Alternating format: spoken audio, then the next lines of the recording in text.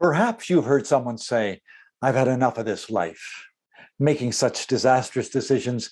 I am turning over a new leaf. What do they mean, turning over a new leaf?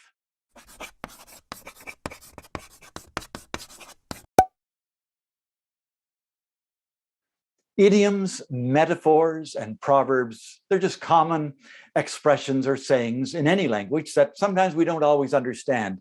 Idioms in particular often need to be explained if the context isn't apparent. Someone says, it's raining cats and dogs. Did you ever hear that expression? Proverbs, on the other hand, usually they make sense, but their relevance and their application may need to be explained. Sometimes I find myself looking up expressions just to make sure I'm using it correctly. It would be sort of embarrassing if I was trying to add color or wisdom to a conversation I was having, and I used an idiom or a proverb or a metaphor incorrectly. So this is the first short video in this particular series. I hope adults and kids alike will find this entire series helpful and informative. If you happen to be learning the English language just now, you'll find these videos particularly relevant. So be sure to subscribe to the YouTube channel so you'll be alerted to each new video added. So when a person assures you that they are turning over a new leaf, what are they saying?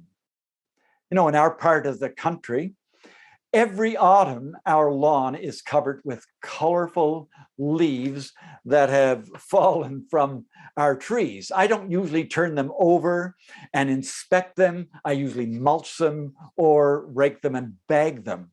No, the idiom turning over a new leaf has nothing to do with leaves on a tree.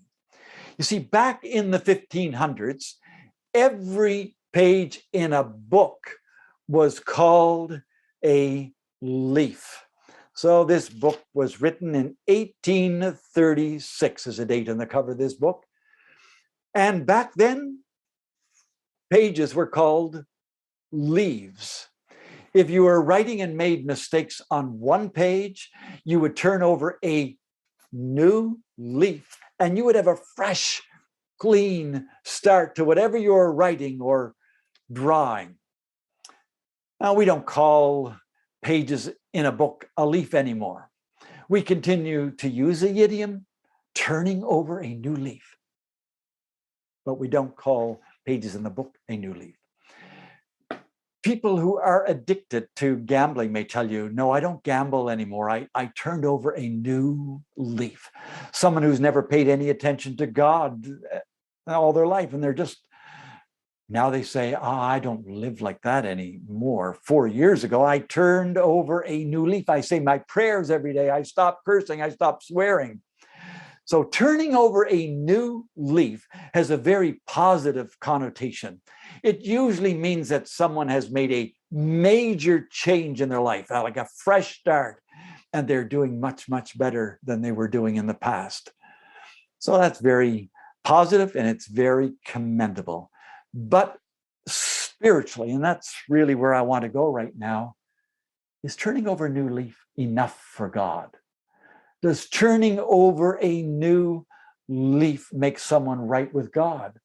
If someone stops doing something bad or dark or evil or unkind or selfish, by stopping that wrong behavior, have they made themselves acceptable to God? After 20 years of consistently disappointing yourself and those who love you, after 20 years of maybe indulging yourself in a very bad habit, maybe 20 years of a ruined reputation, turning over a new leaf seemed like a long overdue transformation. It may even seem like a conversion of sorts to those who know you. But is it the conversion that is needed to make you acceptable to God? Is turning over a new leaf enough to get you into heaven? Ending your bad habits and making a sincere effort to be a better person, does that help anyone find favor with God or assure anyone of eternal life? Well, the Bible says No. And God's word is the only authority to listen to when it comes to these matters.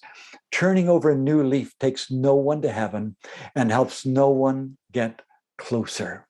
Jesus told a very good living man who took his religion very seriously. He was having a face-to-face discussion with him. He said, "Truly, I tell you, unless someone is born again, he cannot see the kingdom of God." That's found in John's Gospel, chapter 3 and verse 3. And as the discussion continued that night, Jesus reiterated that fundamental point. And he said very succinctly to the man, "Do not be amazed that I told you that you must be born again." That's John chapter 3, verse 7. Turning over a new leaf makes you a nicer, a better person horizontally, but only the new birth can make things right vertically. Turning over a new leaf may give you the opportunity to start a fresh page in your life, but it does not remove the blotted sin stains in the earlier pages, in the earlier chapters in the book of your life. God's bottom line is every person must be born again to qualify for heaven. So as much as we celebrate with people who are clean for 100 days or dry for 12 months and 3 weeks, God is not counting the days since you turned over a new leaf. God numbers the days when you started a new life in Christ, born again into the family of God. That is a life marker that counts with God. That's what counts for eternity. You see, if turning over a new leaf and doing better could make us right with God, then really the death of Christ on the cross was a gross miscalculation on God's part. If we could make ourselves right with God, we could be our own Savior. There would have been no need for Christ, the Savior, to die for our sins. Here's what the Bible says. You can read it in Romans chapter 5.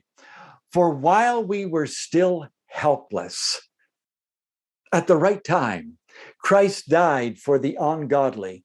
Then it goes on to say, "But God proves his own love for us in that while we were still sinners, Christ died for us." That's Romans chapter 5, verses 6, 7, 8. Friend, we applaud your efforts to be a nicer person. We congratulate you for turning over a new leaf. That does help you horizontally in this life.